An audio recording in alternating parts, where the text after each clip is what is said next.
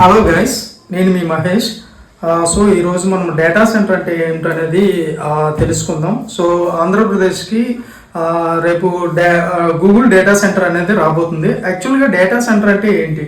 Data centre అంటే ఏంటంటే users use చేసే డేటా అనేది కొన్ని లక్షల వేల వందల జీబీల డేటా సమూహం ఒక దగ్గర స్టోర్ చేసి ఉంచుతారండి. దాన్నే డేటా సెంటర్ అంటారు. డేటా సెంటర్లో యాక్చువల్గా ఏముంటాయంటే సర్వర్లు ఉంటాయి, కూలింగ్ సిస్టమ్స్ ఉంటాయండి.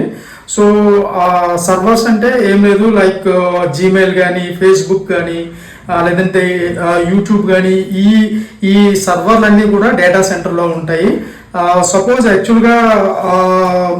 సపోజ్ యూట్యూబ్ తీసుకోండి.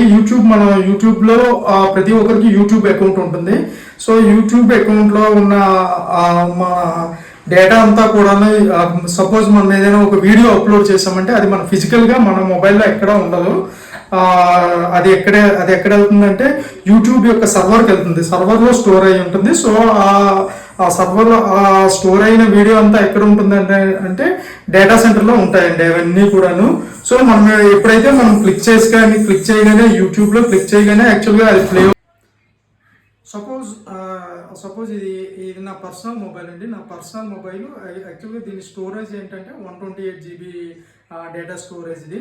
సో ఇది నా ఫిజికల్, ఇది నా పర్సనల్ అనమాట. పర్సనల్గా నా యొక్క పర్సనల్ యూజ్ చేసుకోవడానికి అవుతుంది పర్సనల్గా. కానీ యూట్యూబ్ కానీ, ఫేస్బుక్, ట్విట్టర్, ఇన్స్టాగ్రామ్ ఇవన్నీ కూడా పబ్లిక్ ప్లాట్ఫామ్స్. సో దానికి ఏంటంటే చాలా పెద్ద మొత్తంలో డేటా స్టోరేజ్ అనేది కావాలి కాబట్టి డేటా సెంటర్స్ మాత్రమే వాటికి ఉండాలి తప్పనిసరిగా.